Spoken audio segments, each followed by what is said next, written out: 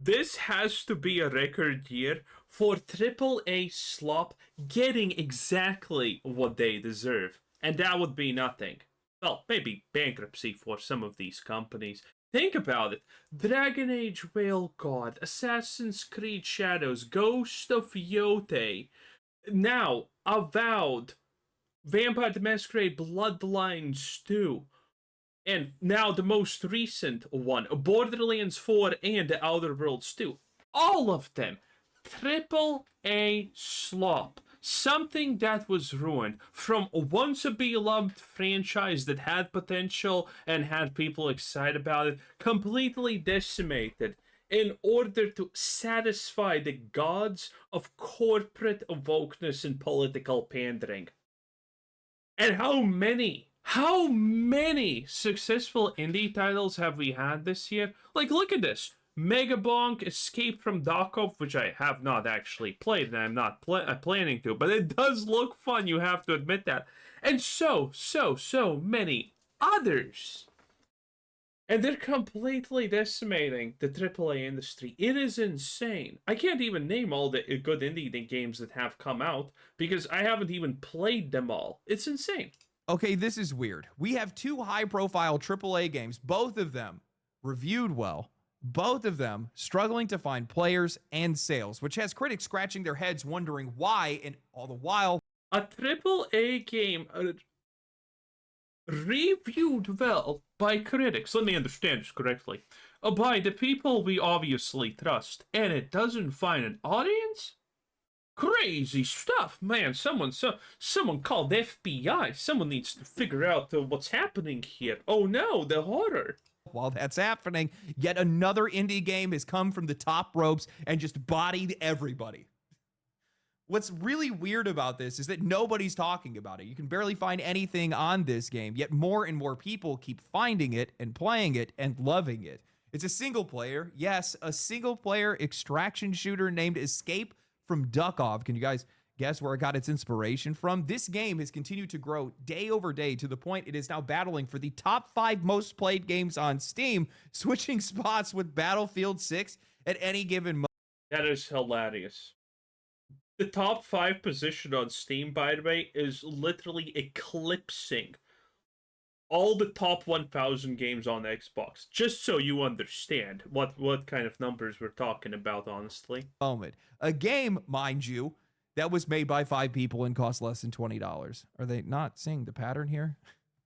I think this game highlights just how disconnected much of the industry is from its audience, especially when it comes to what kind of games to design, because these guys are just so focused on multiplayer, so focused on live service. Man, do they want that money.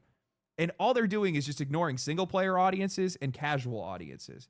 But you have a game like this and a team like this that discovers a far more addicting and satisfying loop by taking a game that's traditionally multiplayer and making it single player.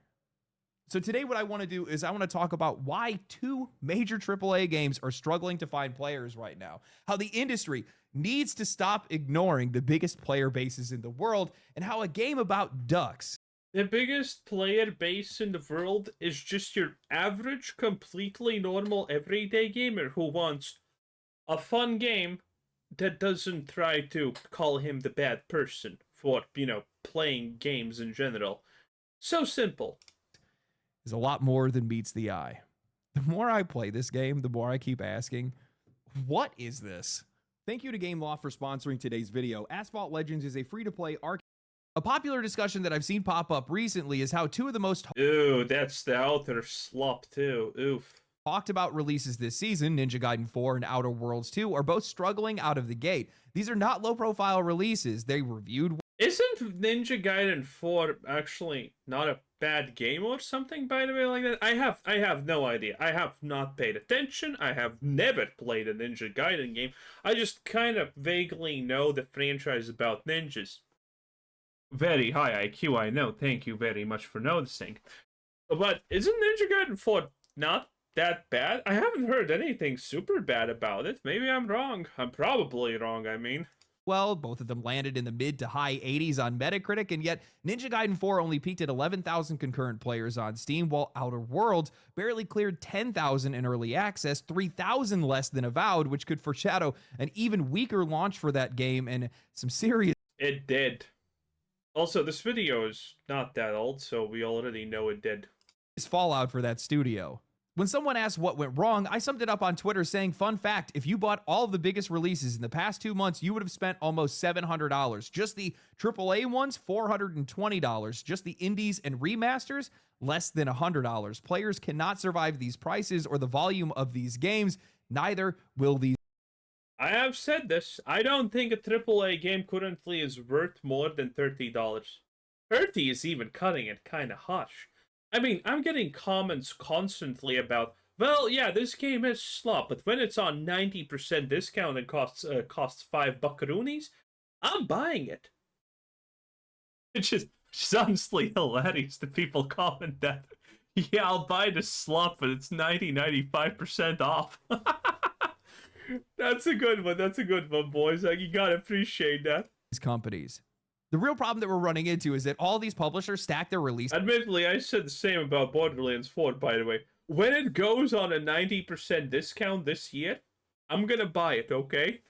Randy Pitchford, you're gonna get my money, okay? You're gonna get those $5, okay? When you put it on a 95% discount. And if it doesn't happen this year, I'm probably gonna forget about it. I barely remember Border Slop exists currently. So, you know, TikTok, Randy, TikTok. It's either I play your shitty ass game for $5 or I never play it in general. It's your choice.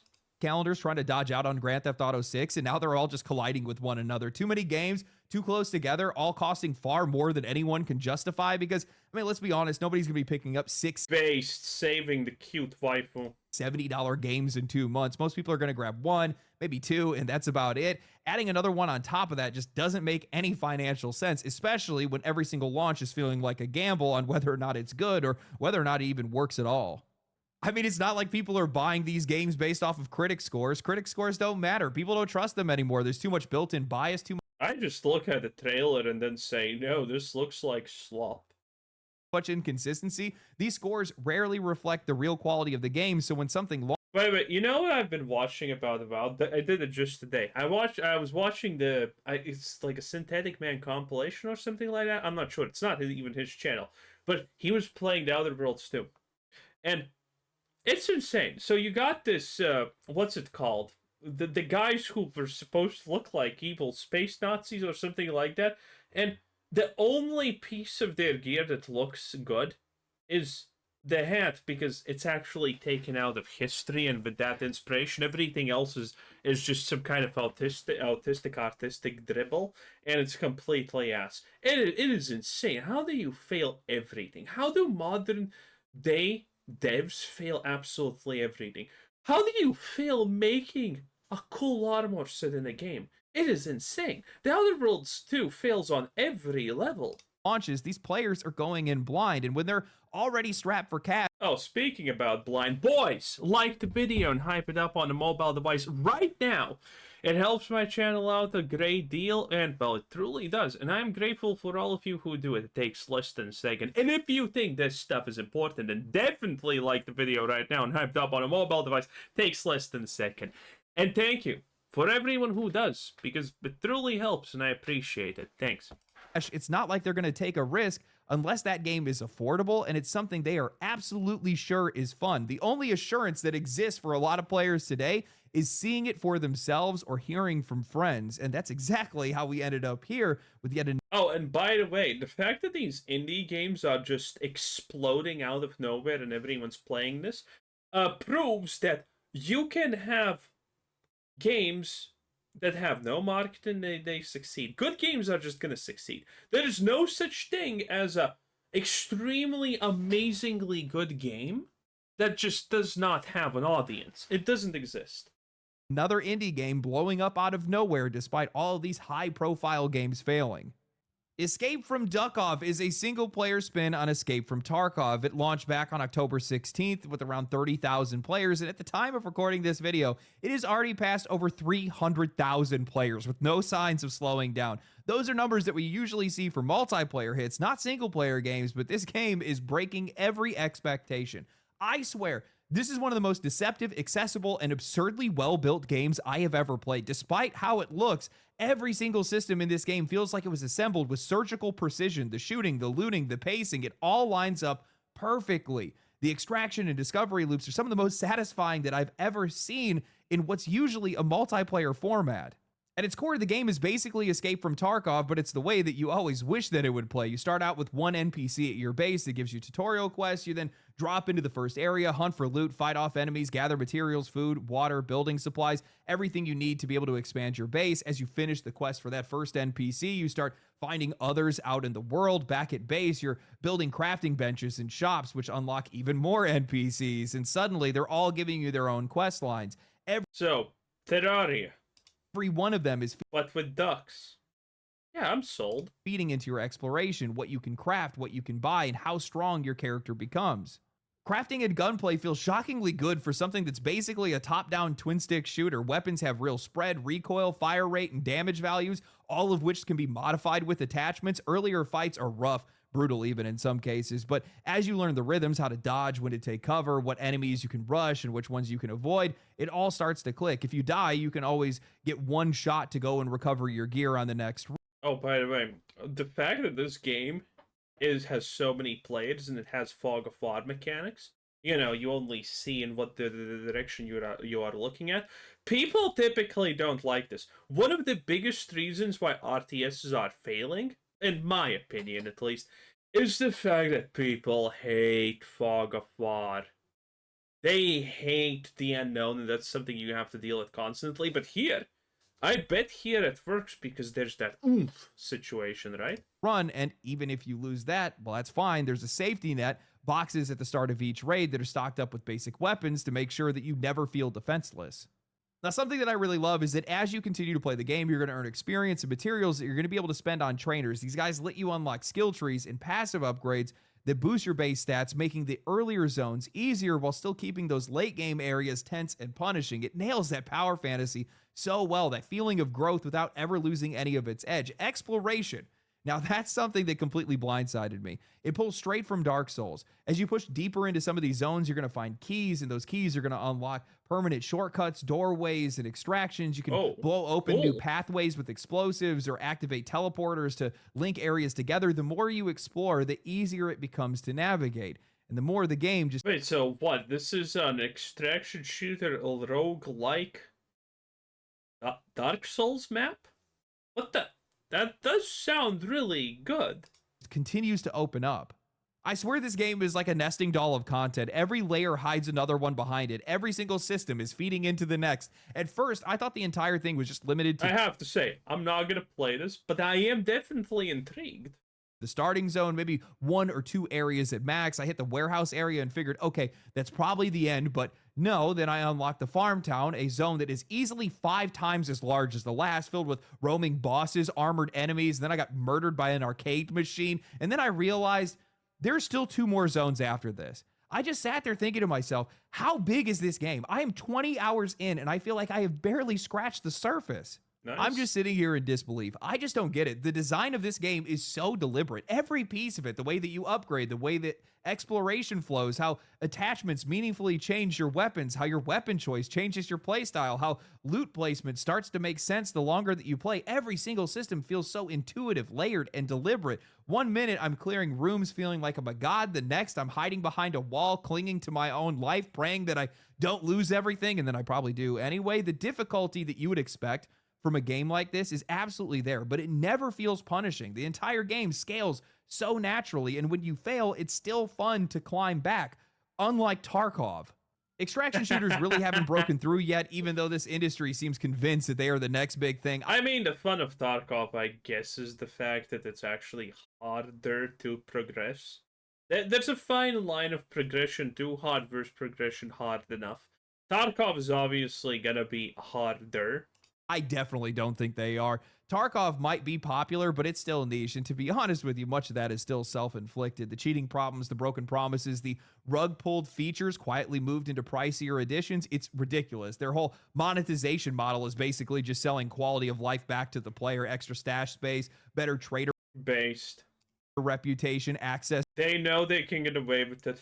to more of the game, prices that are ranging anywhere from $50 to $250. None of it essential, all of it fueled by greed. By the way, I know people who have literally told me they had stopped playing Tarkov because of the expensive shit in it. So, I mean, the downfall of Tarkov, maybe it's coming. I would not place my money too fast on it because, well, Arc Raiders technically exists, but But beyond that, I don't think that extraction shooters mix well with casual audiences. They punish anybody who has a job. If you only have a few hours a week, if you die, lose everything, it's going to take you weeks to recover. Meanwhile, the players who are still playing the game keep getting stronger, widening the gap until the wipe resets everything. I mean, I hate this argument in gaming in general, honestly. Listen.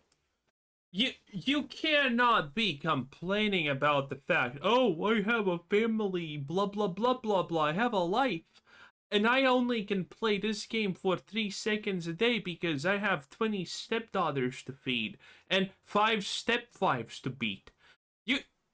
Yeah, you have other shit going on, clearly. Do you honestly think these games should be designed around the fact to allow you to win over people who play it like a job?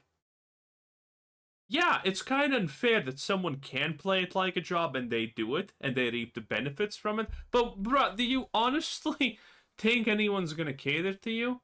Now, first of all, what makes you think that you deserve cadence too, okay? You're a casual player. If you're playing it for 10 minutes a day, then why get mad about it? Okay? No game should be made around the dads who can't play it for more than 5 minutes because the baby vomited on the dog. It's just not gonna work. No game does this. Most games actually cater to people who play them more and play them longer because it makes more sense. And I actually agree with this. If the game should be playable on a base level for everyone, but if you put in more hours in the game than anyone else, yeah, there should be something that rewards you, that makes you just stronger, that rewards your time spent to it, than the guy who has 3 minutes in it is complaining that he can't win against someone with 200 hours in it. I hate this argument. Everything all over again. It's just so damn exhausting. I feel like Dunkey is the Tarkov that I've always wanted, and it was only for under $20. The lack of multiplayer in this game is not a flaw. I think it's the reason why this game works. By stripping out the competitive pressure, they made this entire genre more accessible, more satisfying, and replayable in a way that There's gonna be people who are gonna get mad that still people are posting pictures of their bases and they're better than their bases because they played more. That's still gonna happen, mind you. And none of these other games ever will. And I really think that this game is cracked into something that the rest of the industry has slept on. Everybody is chasing competition, chasing live service, chasing permanence in this industry. And in doing that, they forgot the simplest part. These games are supposed to be fun to play, not exhausting to survive. I really think that this game is tapped into something special because back when I first bought Escape from Tarkov, the PvE side of the game is what sold me on it. That's what I was looking forward to the most. And I guarantee there's a lot of other people that feel that way. And it took a long time for it to come out. And when it finally did, well, they shoved it into the Unheard of edition. The only thing unheard of was how much of a ripoff that was because they got rid of the Edge of Darkness edition and pretended like they never promised us anything in the first place. Fuck you, Nikita, and I cannot wait to see you try to pull that bullshit on Steam. Now, here I am getting exactly what I wanted from this game, and I'm getting it for a fraction of the price. It's far more accessible, fun, and it's not even close to as exhausting. And I mean that on both fronts. I mean that both on the gameplay side, but also on the price side. I'd brought up how you would spend over... If you're just gonna say exhausting, honestly, that just means you want more casual games. That's all it is.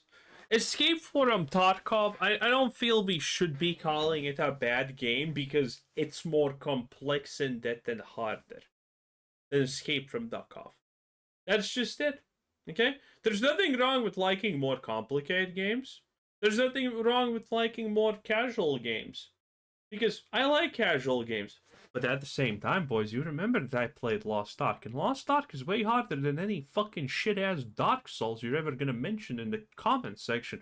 It's way harder than a mythic boss in World of Warcraft or anything like that. It's 100 times harder. Oh, I can't learn to see three mechanics that take 2 seconds wind-up time, and all the bosses are the same. How do you find Dark Souls hard? You go under the boss, you attack it 3 times, all the bosses are gonna do the same thing. They're gonna do some thrashing attack under them to get you out. You stand away from the boss for 5 seconds and try to drink 2 healing potions, the boss is gonna charge at you or do a super range attack with massive damage, okay? Bro, all the bosses are the same, okay? It's not a hard game. Relax. You playing Dark Souls and being like, oh, look at me, I'm Kaisen. Yeah, I took 700 attempts to kill the tutorial boss. Get the fuck out. So, you know, I like cozy, easy games with. I will go hard because I played Lost Ark, and you can't say anything to me because of that. Any case, that was Legendary Drops, 10 out of 10. Bye!